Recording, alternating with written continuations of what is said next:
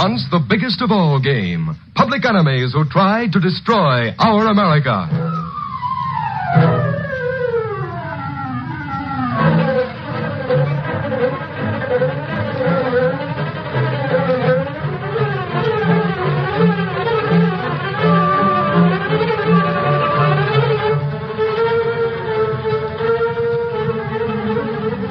With his faithful valet Cato, Britt Reed, daring young publisher, matches wits with the underworld, risking his life that criminals and racketeers within the law may feel its weight by the sting of the Green Hornet.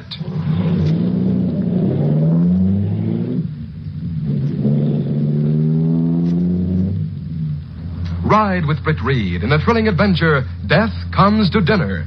The Green Hornet strikes again.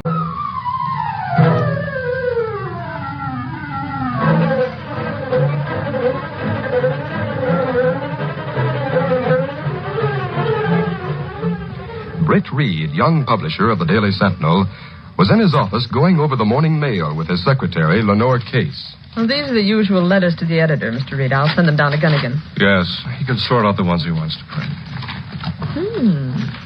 Here's an invitation to dinner for you, Mr. Reed. And at the home of Mr. Findlay, the big financier, no less. Dinner invitation from Findlay? That's unusual. He doesn't entertain very much. Will you go? Sure, why not? He has the swankiest place in the city, they say. Swanky, all right. An 8-room penthouse on the top of the finest hotel in town. That's a lot of room for a man who lives alone.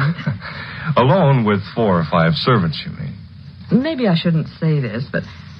Well, I never thought Mr. Findlay liked you very much. Well, that's right, he doesn't. He's never forgotten the editorial we ran when he tried to pull that swift market deal that would have netted him $1 million. But we exposed him. That's one reason I want to go to his dinner. I'm curious to know just why he invited me. We'll phone his place and tell him that Britt Reed accepts Mr. Findlay's kind invitation. Yes, sir. I'll call right away.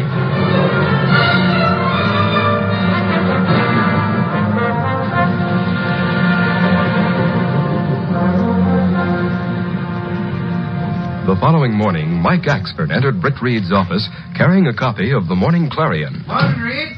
Well, Axford, what brings you in? I saw something in the Clarion I want to ask you about, Reed. What is it? It says here on the society page that old man Carl Findlay is giving a dinner party at his penthouse tonight. What of it? I was took by surprise when I read who was going to be there, that's what. Really? Well, let's see the article. Well, he's invited Warren, his ex-partner. Sure. Warren sued him once and lost the case. Then there's Ted Merrill, the financier whom Findlay took over the coals in that quick deal he pulled on the market. Yeah, Merrill would give his eye teeth to get back at Findlay. He's also invited George Reese, who was defeated for Congress when Findlay threw his influence against him. That's right. Reese was fit to be tied at the time. He hates Findlay. And he's invited me. And believe me, I have no love or respect for Findlay. Sure, I know that. That's why I was interested in reading about the dinner party he's thrown for the 4 I don't get it. Neither do I. And I'm going just to find out why he did invite us. The others will go for the same reason, no doubt. I guess they will. I'm looking forward to a very pleasant evening, to say the least.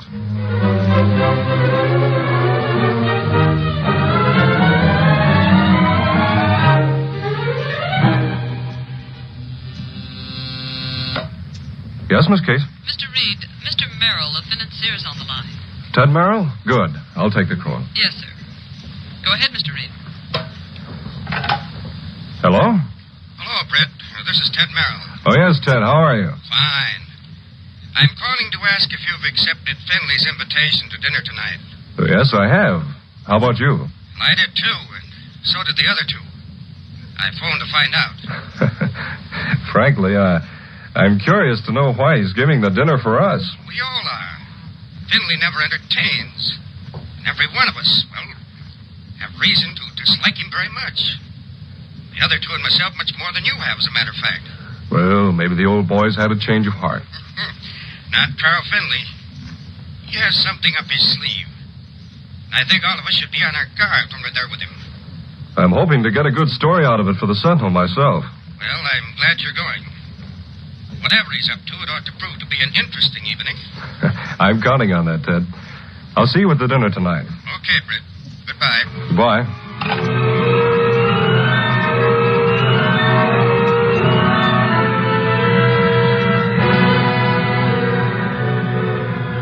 That evening, before his guests had arrived, Carl Findlay, an irascible, dictatorial type of man, was giving final instructions to Benson, his butler. Benson, these men who are coming here to dine with me are all my enemies. I hate every one of them. And they hate me just as much. Yes, sir. I want to wine and dine them all well. Then I'll gloat over them a bit before I tell them why I invited them. I'm going to enjoy this evening, Benson. Yes, sir. Very good, sir. After you serve the coffee and liqueur, plug in the extension phone. I may want to use it. Then I want you and the cook to go out. Understand? We shall leave immediately, sir. Good, good. What I have to say to those men is none of your business. I don't want any snooping servants listening at doors. I want to be alone with my so-called guests. These 4 men who consider themselves bigwigs will squirm tonight like they never squirmed before. Now get out. Get ready for my guests. Yes, sir. Very good, sir.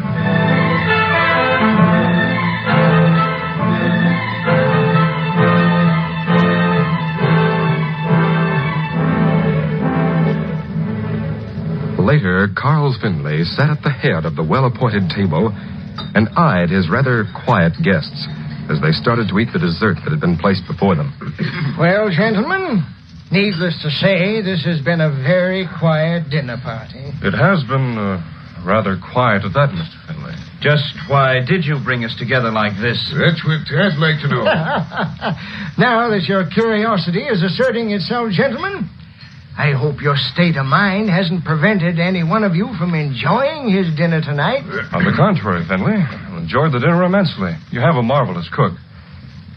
But why not get to the point as to the reason for inviting us here? Reed, at least you have the courage to speak up. Courage? I didn't realize it took courage to speak to one's host, Findlay. Especially when that host is you, if I may put it bluntly. Good. I like your mettle, even though I hate your publishing methods, Reed. But then, you're trying to fill the shoes of your father, and it's evident that they just don't fit. I'll let that pass, Findlay. Anything else? Yes, there is. In my opinion, you're a young upstart, a playboy, wasting your time in nightclubs and pretending to know how to run a newspaper. It's easy to see you don't entertain very often, Findlay. Or you'd have learned that a host doesn't usually insult his guests. Don't make me laugh. I have you all here for a purpose. The dinner invitation was a stall to get you here. Okay, we're here, so what? Yes. Come to the point, Findlay. And you, Warren, a weakling. Ain't know nothing in the financial world. As a partner, I found you out for what you were. And thank heaven I ditched you in time. Why, you... Getting sore, Good. That's what I want to see. You always were afraid of me, Warren. And we'd grown to hate each other more and more. Hate is a mild word for it, Findlay. Don't let him get your goat, Warren. That's what he seems to be trying to do. So Merrill, the smart financial operator who lost his shirt trying to buck me in a deal, sticks his nose into it, eh? I've heard enough. I'm leaving. Sit down. After all, you haven't satisfied your curiosity as to why I brought you here, Merrill. You might as well find out. I didn't come here to take your insults, Findlay. Of course you did. You knew I'd tell you off, all of you. But you came anyway.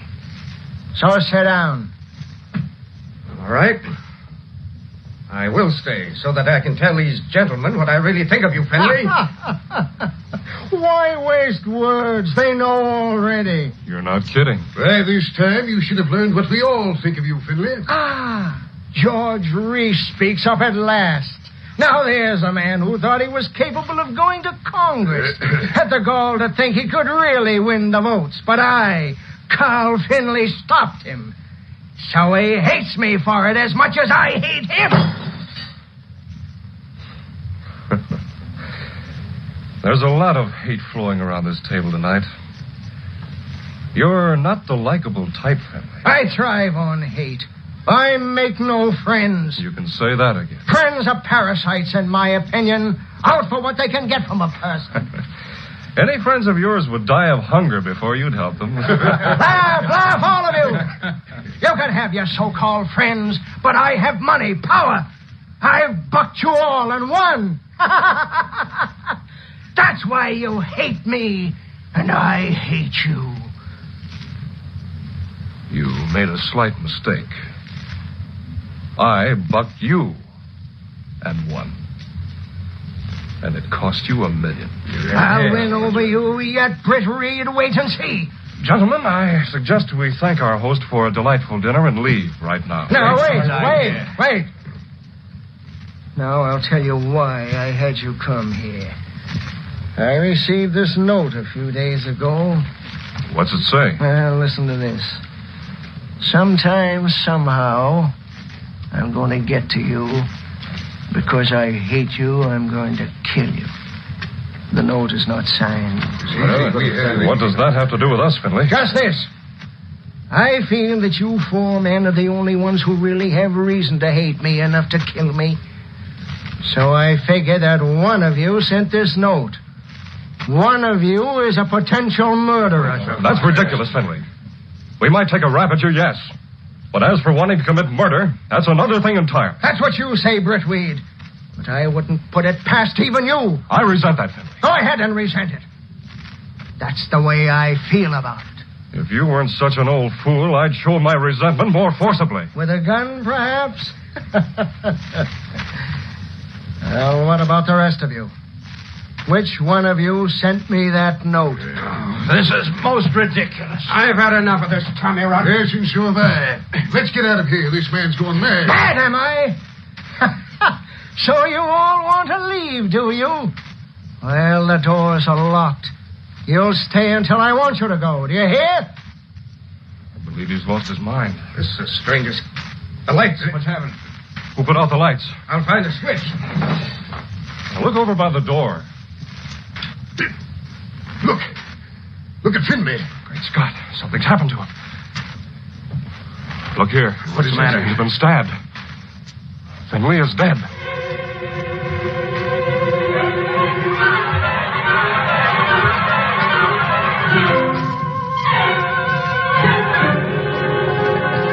We'll continue our Green Hornet adventure in just a moment. Sometimes we wonder why Willie Piper ever plans things. No matter how well-intentioned Willie's acts may be, something always goes wrong.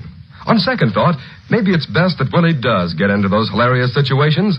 If he didn't, our Sunday night Willie Piper show wouldn't be the delightful comedy it is. Then there are the heartwarming characters who make up the cast.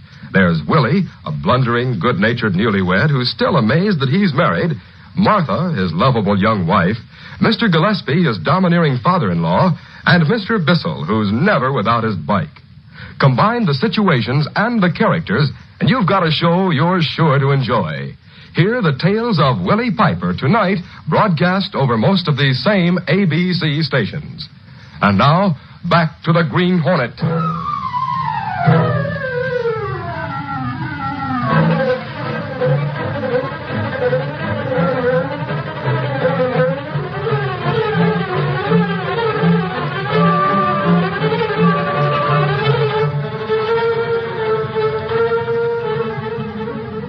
As Britt Reed leaned over Findlay and announced that he was dead, the others were dumbfounded.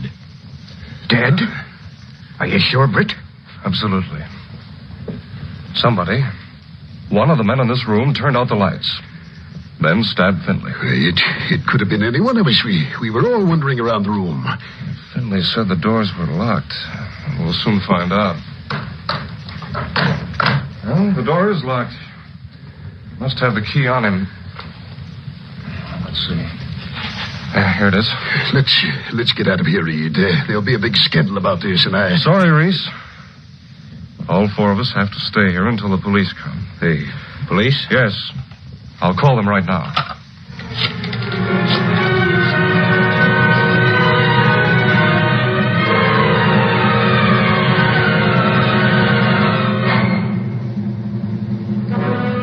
It was some time later when Inspector Evans from police headquarters faced the four prominent men in Findlay's penthouse living room. Gentlemen, so far we've reached no conclusion from our questioning here tonight.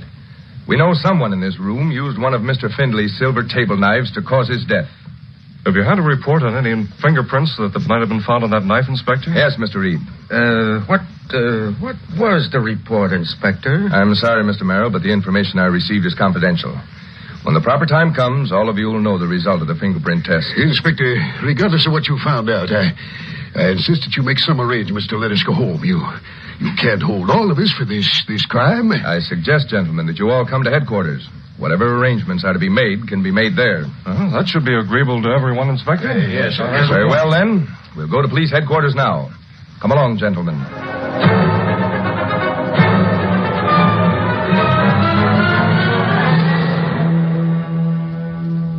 It was much later that night when Britt Reed went to his apartment where Cato, his faithful Filipino valet, and the only person knowing his identity as the Green Hornet, was waiting.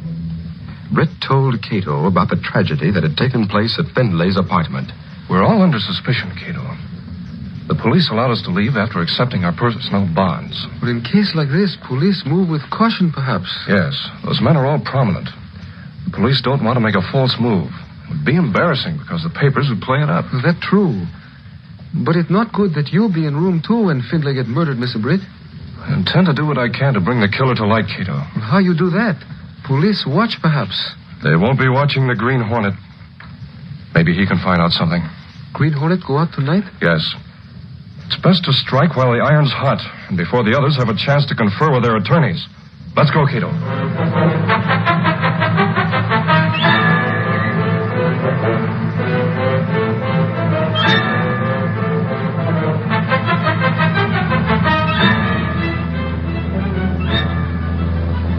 Where we go, Mr. Britt?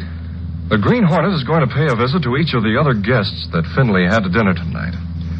Perhaps by working on their nerves, I can get the guilty one to the breaking point. Then, as Britt Reed, I'm going to suggest a plan to Inspector Evans that may crack the case. Which one Hornet go to see first? We'll go first to Merrill's place. Step on it, Cato.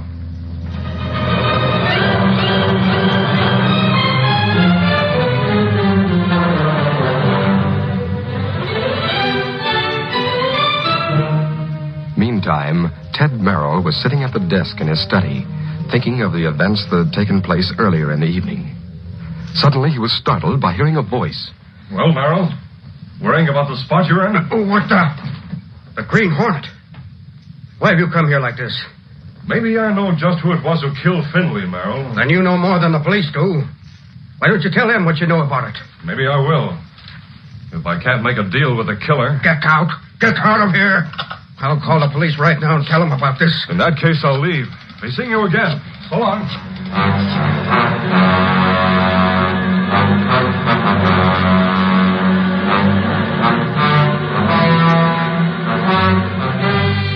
A short time later, George Reese, whom Findlay had opposed in his political ambitions, was pacing the floor in his library. Suddenly, he looked up as one of the French windows opened and a sinister figure stepped in. But what's the idea of coming here wearing a mask and... You must be the Green Hornet.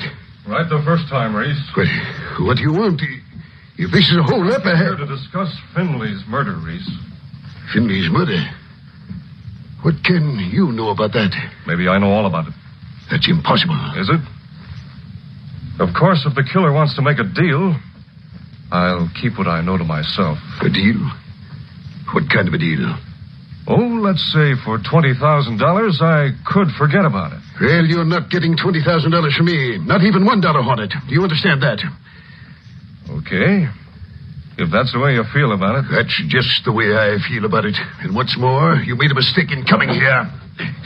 I'll hold you here with this gun, then turn you over to the police. No, you won't, Reese. Come on. Stop! Come back here!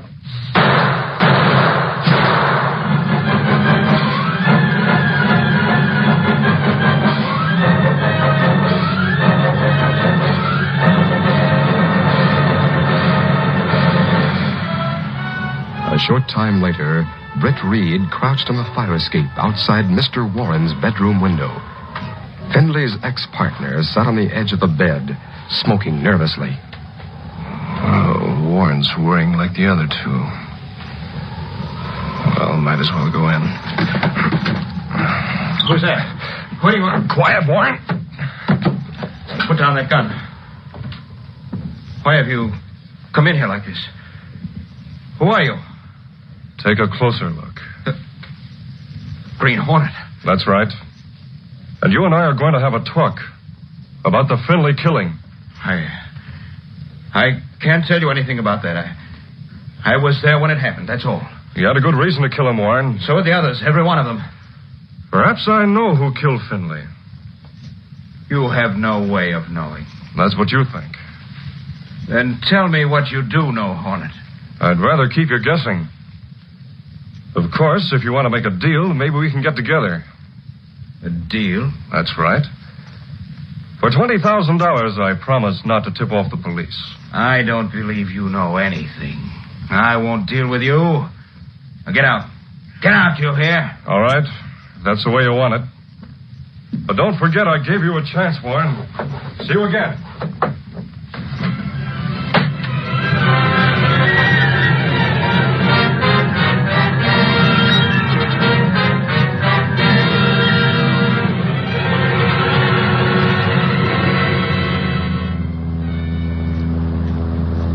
What'd you find out, Mr. Britt?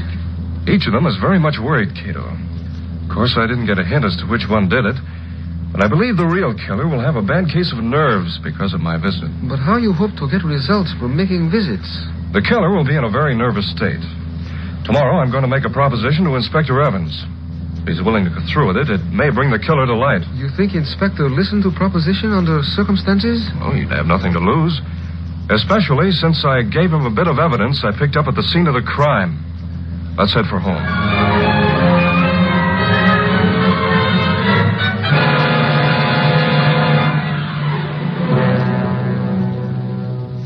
The next day, Britt Reed visited Inspector Evans, and after a long discussion, it was agreed upon that the inspector would request the men who had dined with Findlay to attend a luncheon in a private room at headquarters. At the appointed hour, the party gathered at the table. Inspector Evans spoke. Let's drink our sherry first, gentlemen.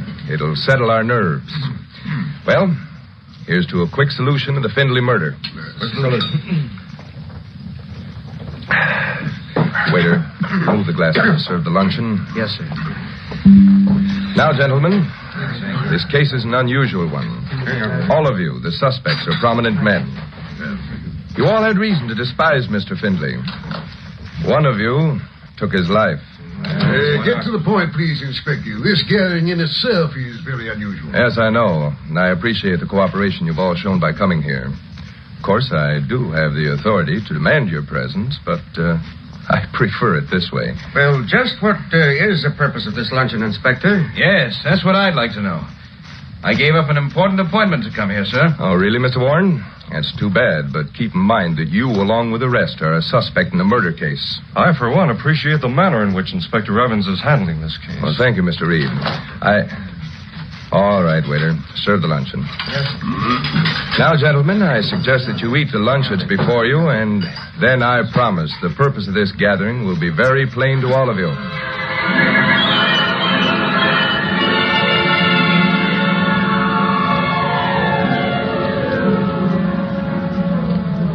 Very excellent luncheon.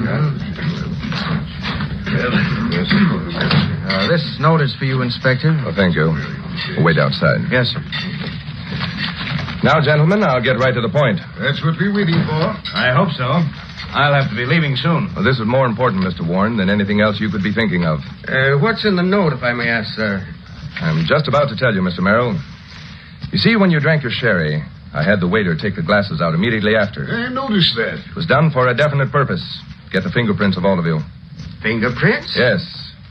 You see, on the silver table knife that was used to kill Findlay, We found a thumbprint. That couldn't be so, Inspector. It's not possible. There's your killer, Inspector. Oh, no. What right have you to say that? Maybe you, Reed, are trying to cover up for yourself. Maybe this'll clinch things, Warren. Blood-stained handkerchief? Right, and with your initial on it, Warren. A W. Warren, you are too positive that there couldn't be a fingerprint on the knife. That means you were the only one who knew the killer held a handkerchief over the handle when he used the weapon on Finley. You killed him. Why, I'll give you what I gave Findlay right now. Yes, and I'm not old man Finley, Warren. No. Sorry, gentlemen. That was necessary. There's your murderer, Inspector. Thanks, Britt. Saved the others a lot of needless worry by planning this. You see, gentlemen, Mr. Reed found that handkerchief in the wastebasket in Findlay's apartment and gave it to me. Thanks to him, we found the killer. I thought maybe the Green Hornet tipped you off in regard to the real killer, Inspector. The Hornet? Nonsense. Don't mention him in the same breath with a man like Britt Reed. Mr. Reed's a chap who really thinks things out. And how.